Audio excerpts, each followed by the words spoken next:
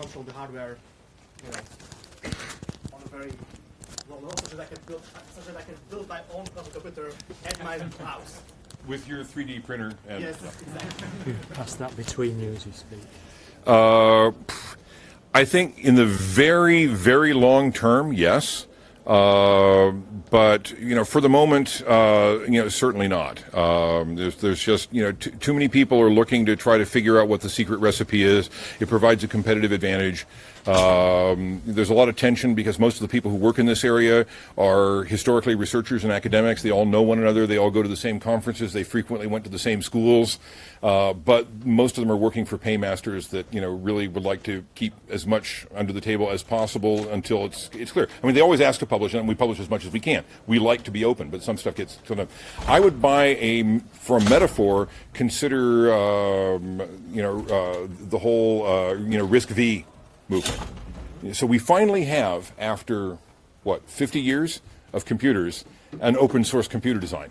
And even that's not a computer design, that's just the instruction set. Okay, so it will happen, but it will take a generation or two, in my opinion. So I'll take like a contrary, if you want to go down. Please. No, we want an argument.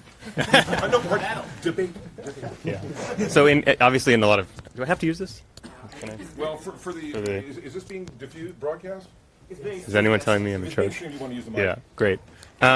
So I agree with Kevin in terms of where some of the industrial players are going, but a lot of the advancements in this field are still happening in industry, and there's actually a lot of open source software that goes all the way down, even available today.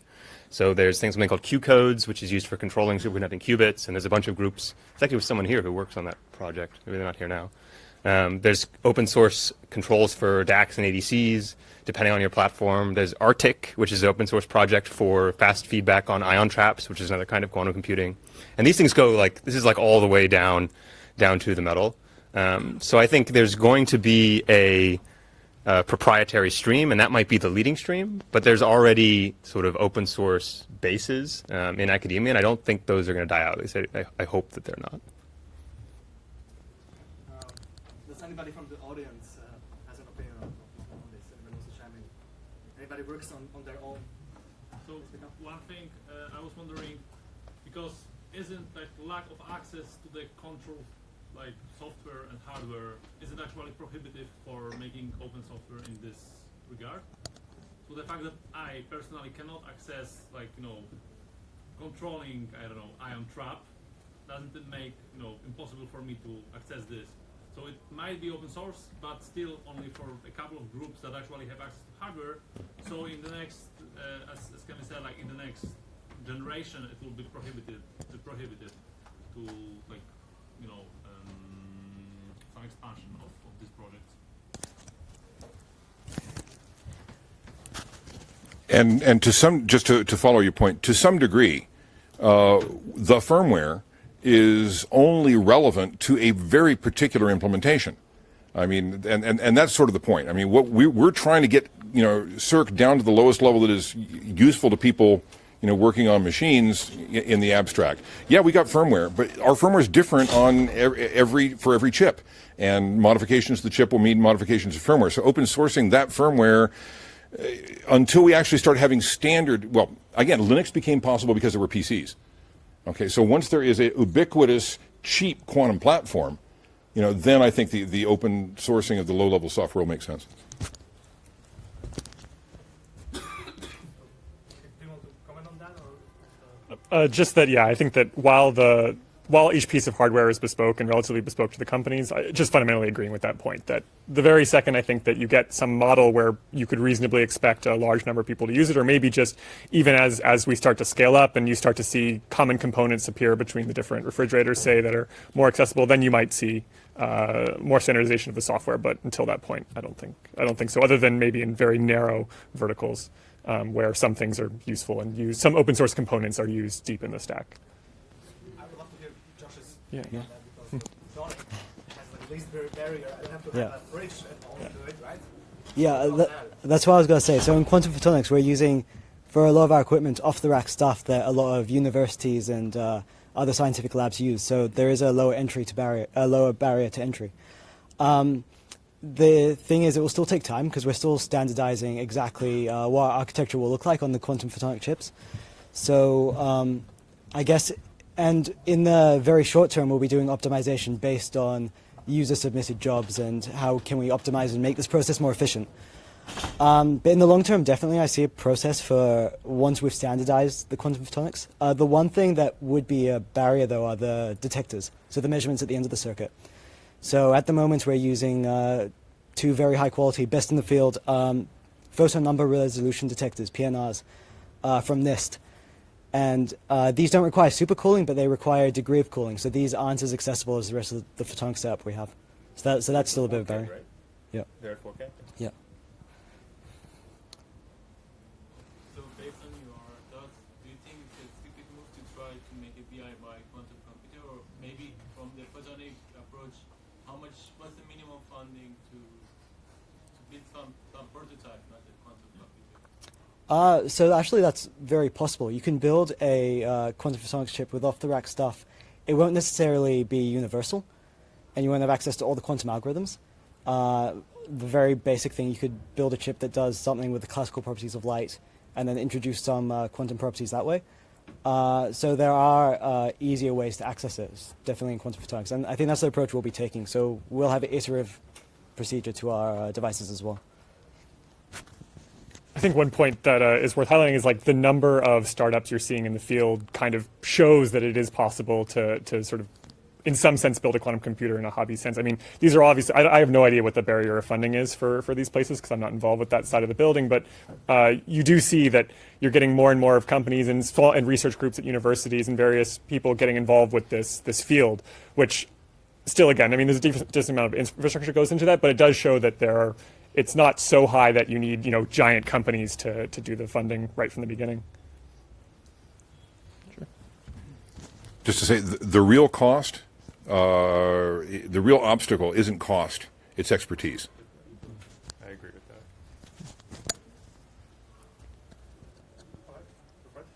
It's a question for Google.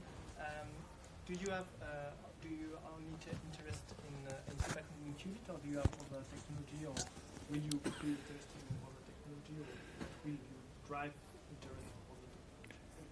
Well, the core team that is building the hardware have invested many years in trying to master the superconducting technology. And so we don't have hardware teams working on anything else at this point. The algorithms guys, on the other hand, I mean, the beauty of quantum information theory is that it doesn't matter what the qubit is composed on, the behavior is the same. And so the algorithms, should be applicable wherever else. And I sometimes joke that if somebody else actually comes up with a better scheme, I'll be a faster, cheaper, more stable, hardware substrate. I'll be the first to say, let's move to that. But I try not to say that in front of John Martinez's team because it would break their hearts.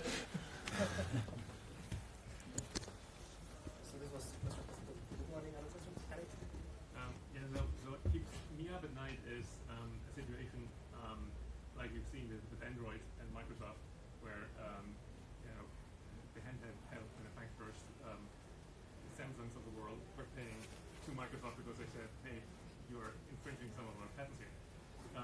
So we've spent an inordinate amount of money on patents simply because we don't want to get to this situation. All of that is open source, but Android was all open source. It didn't help, right? So I mean, for me, that's really the lesson is that if you don't have patents to defend yourself, you're going to be in trouble. But of course, that costs a lot of money, and for most startups, that's not an option.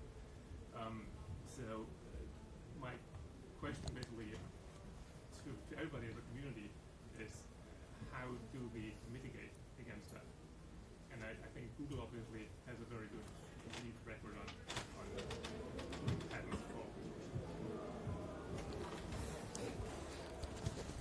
I do want to get the others involved, but I'll point out that I mean, I've worked for IP companies that that used patents as a weapon.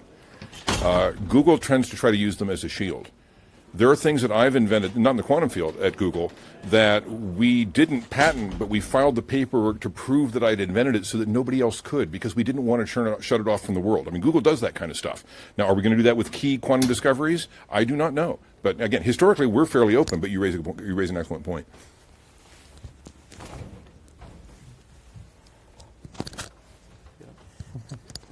it's a good point. There are some things that other industries have done and some other things that we could, as a community, think about doing. So there's examples of, one thing you can do is have like a defensive patent consortium where where groups of startups will pool IP. So maybe they each have a few patents, but if they pool their IP for defense, then then they have access to it if any one of them gets sued by a large company. And there's other kinds of consortium models and stuff like that. I'm not going to go too far and advocate for any particular one for our field.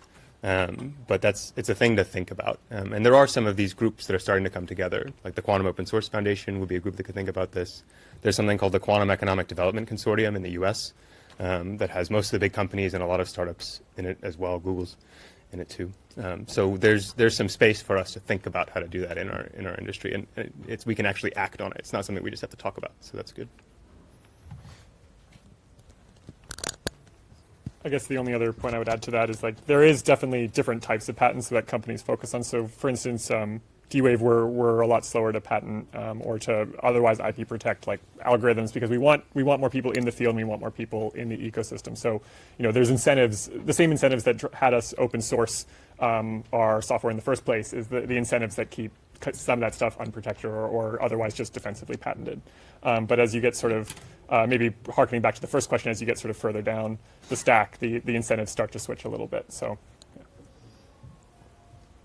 So my question is regarding more from a simple web developer. So I'm a simple developer actually, and I wrote the awesome quantum machine learning in 2016. It's reached almost 1,000 stars, and then later I dropped completely in 2018 because it's very difficult to reach a simple developer to start developing in this platform.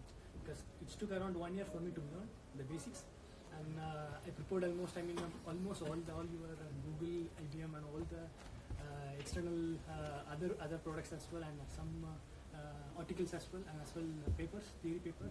So I kickstart for all the new quantum machine learning algorithms as well. But the main problem what I face is if I'm teaching someone, having basic knowledge of coding capability, he can't continue. The next step, nothing. He can't do anything. And only it's useful for a researcher or mostly people who is well know about the more theory steps. So what's your opinion, point of view, how it can be reachable to a simple developer so that it's useful for everyone to contribute? Because my contribution totally wasted, went to waste actually 1 year. But still people are using. But anyway, it's no more. If I want to make a new open source product or something that I planned, but I dropped completely. So what's your point of view on this one? I tend to agree with you. I think we sometimes make, especially the physics, very hard to access and not very accessible to people who want to get involved and want to get engaged. So I think we definitely have to do a better job at doing that. I agree with you 100%. There have been times where I've had to learn the other frameworks from the other companies. So especially when I was doing the Penny Lane Forest plugin, I think I started with PyQuil version 1.9, and halfway through PyQuil version 2 came out, where there were there were lots of API breakage, and it happened really fast, or I didn't really notice, but I pip installed upgrade and everything broke. So even from a quantum researcher, it's difficult to keep up, and so I think it's something we definitely need to improve on. What's your way, improvement way? You are planning something or to create some frameworks or easy to understand format or something? Yeah, so at least from D-Wave's perspective, we started our open source project a little bit later than I think some of the other folks up here, but it went live maybe about a year ago. And the whole purpose of that was, number one, to sort of bring it higher level so that we could access groups. And I think all of the projects that are going on from all these different companies and groups are starting to reach a level of maturity that you're not going to version 3.0 and then 4.0 every week. You're at least have months in between these things, and that gives you just enough stability that you can reasonably start reaching up higher in the API. And then I think the other point is that part of the reason that at least for us, that we went into the open source space is because we want just more people in the ecosystem asking more questions, making more connections, because then my best case scenario is someday someone's going to ask a question on Stack Overflow and someone else will answer it without us ever having to have been involved, right? Achievement unlocked. Yeah, exactly, yeah. That's how Stack Overflow works. Right? Yeah. So I think that just getting more people in the ecosystem creates that connective tissue that then lets the next people who come in have a little bit of a softer landing. And you can sort of build up from there. Another thing to remember is that a lot of these packages, a lot of them are really about quantum gates and quantum computing, but a lot of them have the classical software in them. There are web frameworks in them. There are APIs in them. And all of these things also need to work really well and could be made better. So as a web developer, I think there's a lot of ways that you could contribute, because a lot of people who are developing the physics code are good at the physics, but not at the web development. And this would be actually a very, very useful way to contribute.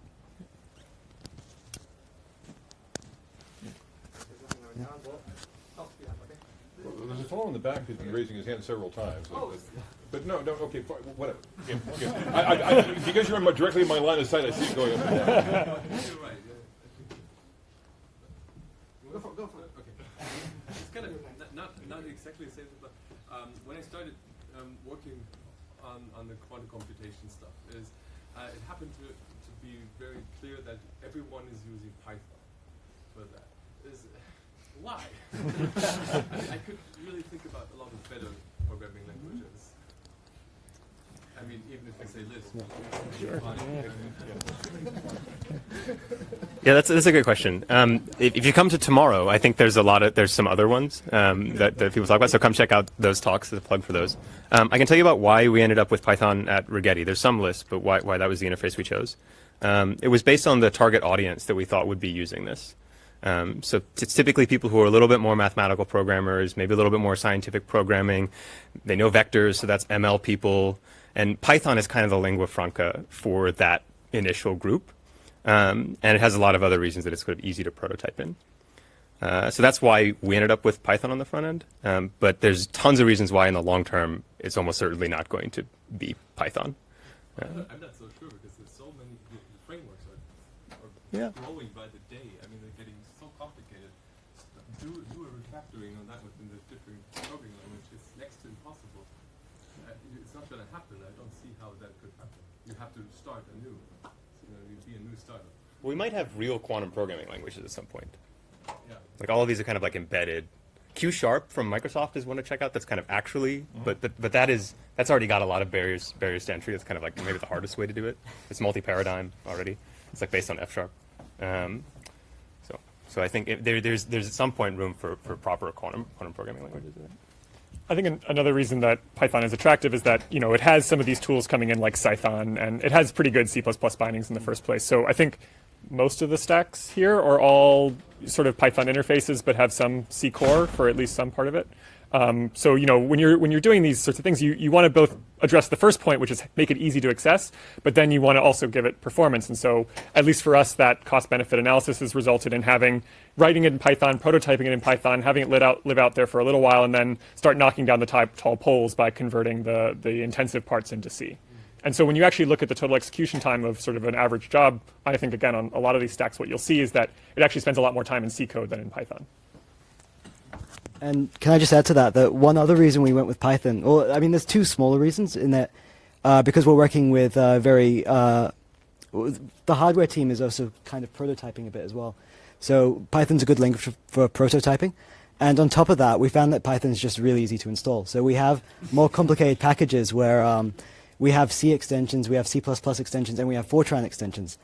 And with Python, we can have a pipeline where we build the binaries for all the operating systems and Python versions we want to target. And for the user, all they have to do is pip install, and they don't even have to worry about dependencies.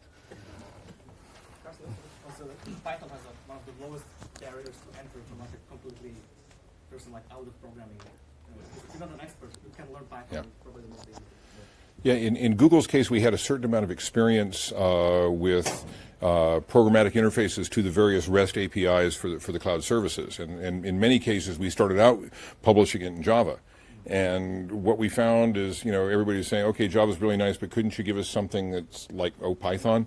And so, so that was already sort of a trend. We knew that the users of cloud compute in general seem to like to use it. For the aforementioned reasons, it's easy to use, you get quick feedback, it's not this very long compile debug cycle. And then, very significantly, of course, we did TensorFlow. And yes, there are TensorFlow bindings for other languages, but nobody ever talks about them, right? It's all being done in Python because of that dominance in the data science space.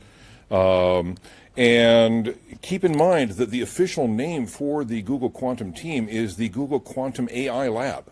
So there's that influence that comes in. Just more small point to address actually to your question. So I almost started 2008, the machine learning platform. So that time everything is MATLAB. So we'll put everything in MATLAB.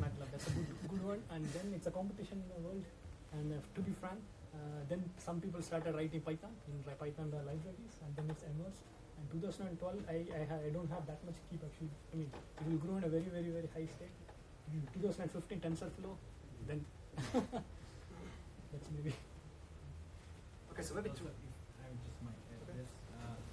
We're thinking that performance benefits from switching from Python to C or C++ will save you computationally. Well, that's not quantum computing, right? We're here for the exponential speed up runs.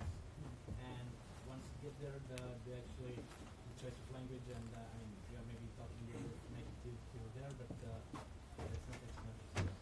So, and then in that case, prototyping and fast development, I guess, are more important than.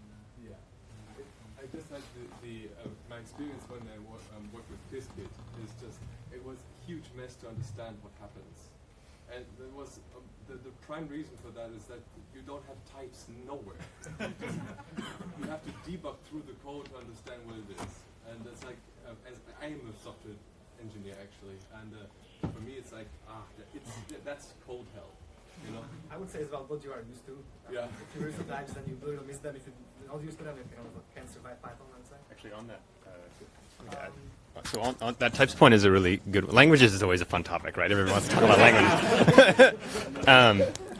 So in quantum computing, debugging is tough because if you have n qubits and you want to print the state, you're going to end up with 2 to the n complex numbers. So if you have 100 qubits, you no print statements. So your debug flow is a little weird.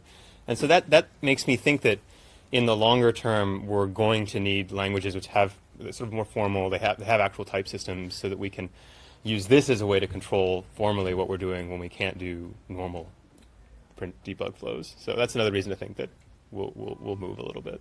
And it's worse than that, because you can't do a breakpoint restart. Right, yes. Yeah, so debugging is a big thing.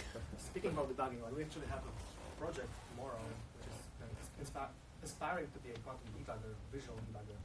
So I invite you to check it out tomorrow, debug.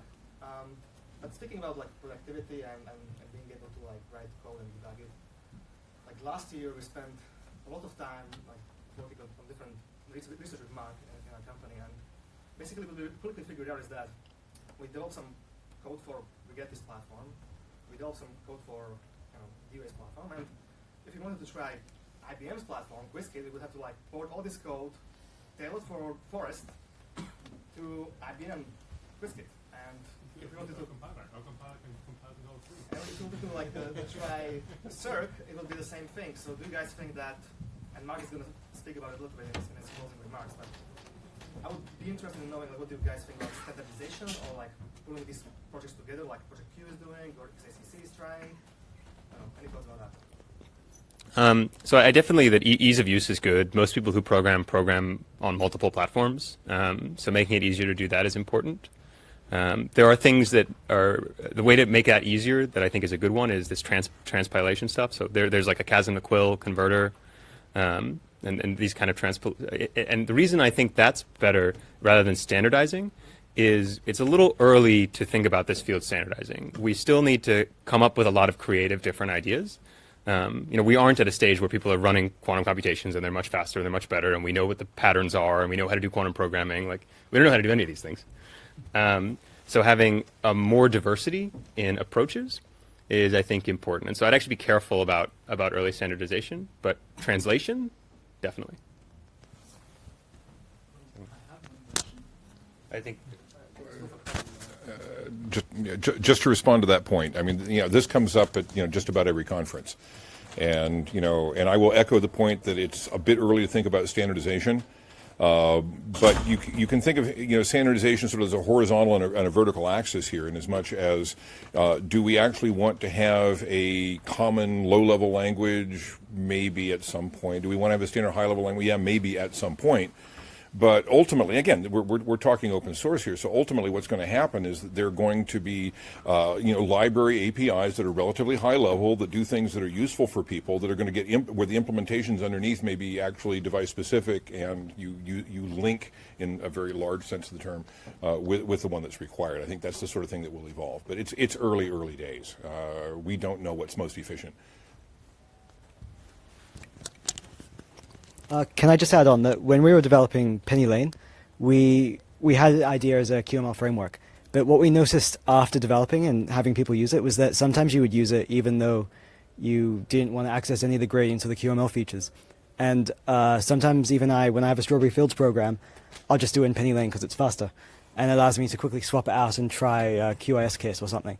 It's not a proper high-level abstract replacement because you still can't control any of the lower-level hardware optimizations. You're still constrained into this QNode encapsulation where you have to work with expectation values. But playing around with that has gotten me excited for the future where eventually there will be this higher-level library that allows you to mix and match and change devices. I think because the D-Wave architecture is so different than a lot of the other architectures here, it's sort of hard for us to talk about standardization in the same way, but maybe I'll put a slightly different slant on it, which is like one plug for standardization I like to see is standardization of benchmarks. Because right now it's very much the Wild West for different companies doing different benchmarks, and I think that can be both a good thing and a bad thing for everybody, but having some more standard targets that then can be compared would, I think, really help the field. Yeah, what's the quantum MNIST? Right, like that's done. These kind of standard tests have done a ton for machine learning. So my question is pretty naive. I want to know like what kind of benefits this quantum computing can bring to a common man walking on a street or so is there some kind of problems which you as a quantum computer scientist see in future that you can solve for some common man, or is it only for I guess maybe I'll take the really easy answer, which is like in the same way, I mean, in a analogous way to the way that like machine learning has sort of touched on everyone's lives in the sense that it was like sort of it's a refactor of a bunch of other old concepts that suddenly, if you put them in the right way and sort of put the right hardware behind them, you can get a lot of benefit from that. I think sort of the dream of quantum is to have sort of a similar effect where it's like it in some way touches very lightly on everybody's lives, but probably at least in no time that I'm imagining are you going to have it on your wrist because just the way the hardware is designed. So I see it as being potentially in the future, like everywhere, but also kind of at a level or two abstracted away from the average use case. But I'd love to hear actually other people's opinions. Josh? I agree 100% with what you said. Well, again, when you say benefiting, the man in the street, okay, and I don't take you to be asking, is the man in the street going to be carrying around a quantum cell phone, okay? I mean, again, give us enough centuries and people will, of course, have something like that. But no, in the near term where I think it's going to have an impact, and again, I did not talk very much about the applications. I was really much more interested in explaining how the system works and how that influences the design of the language that we open sourced. But if you look at applications that are seriously being investigated now, is for example, with quantum superposition, you can do a much better job of global optimization of, for example, traffic management for public transit or for taxis. If you use Waze, Waze will tell you where the traffic is, but Waze creates its own traffic jams because it directs everybody to what is at a given moment the optimal path. What you actually need to do is you need to distribute the traffic in some intelligent way where you're not creating new traffic jams. And that's a hard problem. And there are quantum algorithms that will tend to get there. And so people like Volkswagen are investing in looking at it for things like that. That's just one example. There are others. I mean, okay, I'll put in one other plug. So there's sometimes people talk about a big application space for quantum computers being the quantum simulation, which sounds like it's very esoteric. But what it actually means is designing molecules with computers. So we design planes on computers now, not in wind tunnels, and that's why we've been able to go from the Wright brothers to jets so fast. But the molecular equivalent is still throw a bunch of PhDs at it. If you know anyone who did a PhD in chemistry, they might have spent their entire PhD figuring out how to make a couple molecules. But in the long run, if we can use computers to help design molecules, then the man on the street may have organic batteries, solar cells that are much more efficient, impacts on making fertilizer cheaper. The stuff that we design with quantum computers, I think, is going to be a very, very impactful in the long run. Yeah, no, something I wanted to add to this that I don't know, an answer that I usually like to give to this question is that it's already impacting it if you think about classical algorithms that are inspired by the quantum framework. So, like some recent work, for example, on machine learning algorithms that Ewan Tang, who is a young researcher, came up with would not be possible without thinking in a quantum way. So even if we will never build a quantum computer, You mean Ewan Tang's work? sorry, You mean Ewan Tang's Ewan work? Tang's work, yeah. So even if we will never build a physical quantum computer, it's already impacting classical computation. So it's already the 111 risk because we use machine learning algorithms. Ewan Tang's algorithm speed up compared to the classical ones. So we are already impacting it.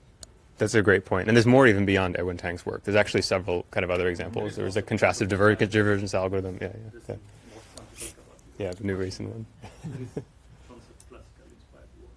Yeah, it's a really good point.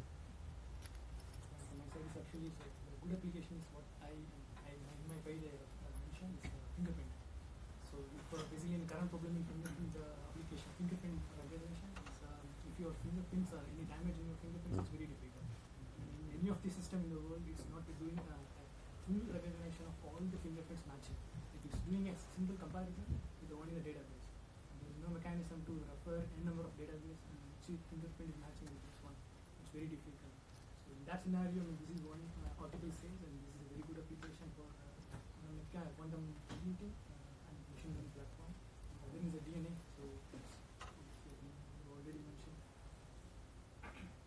All right, so maybe the last topic I wanted to discuss a little bit selfishly was this idea of having some kind of open source foundation for quantum computing. What it should do, and really, like, the reason we started it was after the realization we worked on this review paper for quantum computing software, and we evaluated multiple frameworks, multiple projects, and most of the big projects did pretty well, but there was, smaller projects sometimes, completely forgo documentation, or they don't have any tests, and we kind of thought that we should, in the long term, promote these like good practices and promote open source, promote the good software engineering way of doing things. But maybe there are other things like things that Will mentioned that we should be doing or we should be thinking about doing. And I'm curious, like, what they might be. So happy to hear things about that. I mean, just to echo something I said earlier, like I think just having a community that we can grow, getting more people in the ecosystem on all of the platforms, some of the platforms, comparing the platforms, using, doing web development, doing, anything really, just getting more smart people doing more things on all these systems, I think would help all of us, because then that creates that sort of competition and ideas and generating and just all the energy that we need to do the amount of work. Because, one of the things about working at one of these companies that I think is most fun is like, there's so many ideas, there's so much low-hanging fruit, and there's so many things to try that, we could have 10 times as many employees and we wouldn't be able to try it just on the software side, right? So having more smart people in the ecosystem trying those things can only really be a benefit to the field as a whole.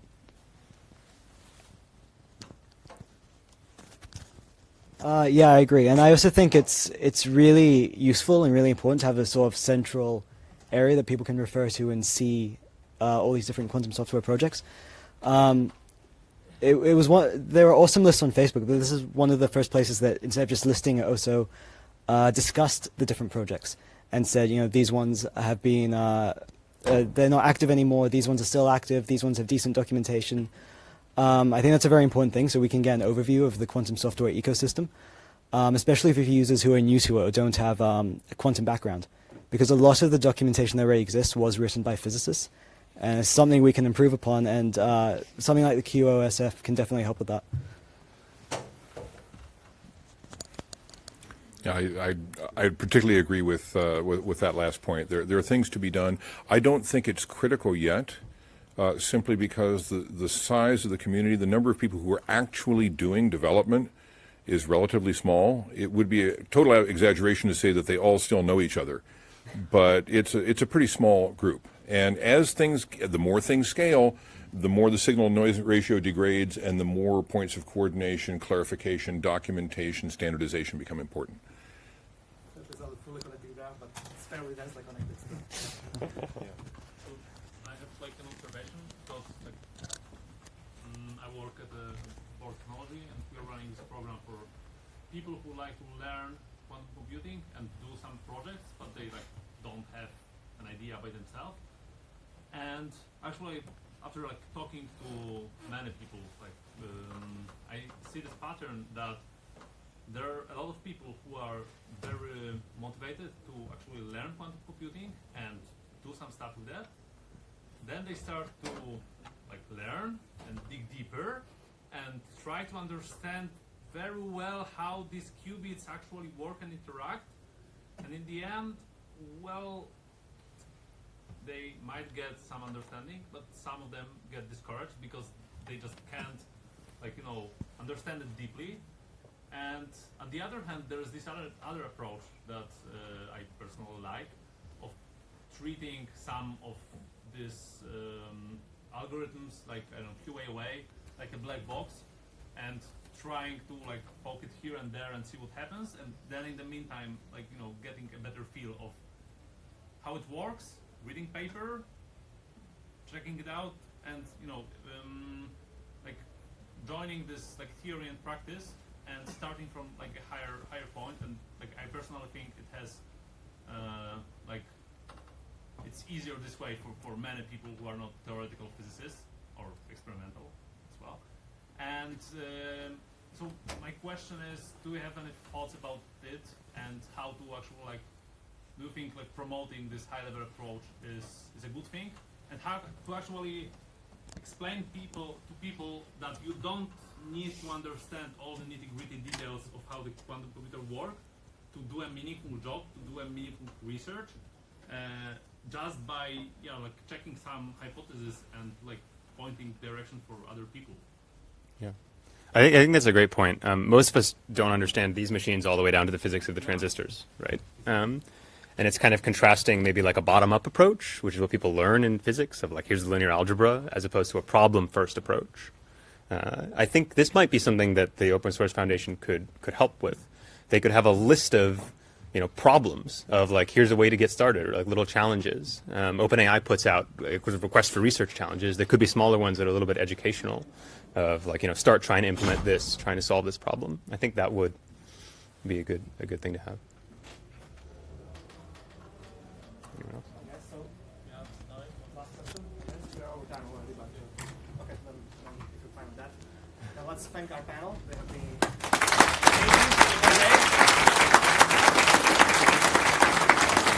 Yeah, I can take it with you to the back.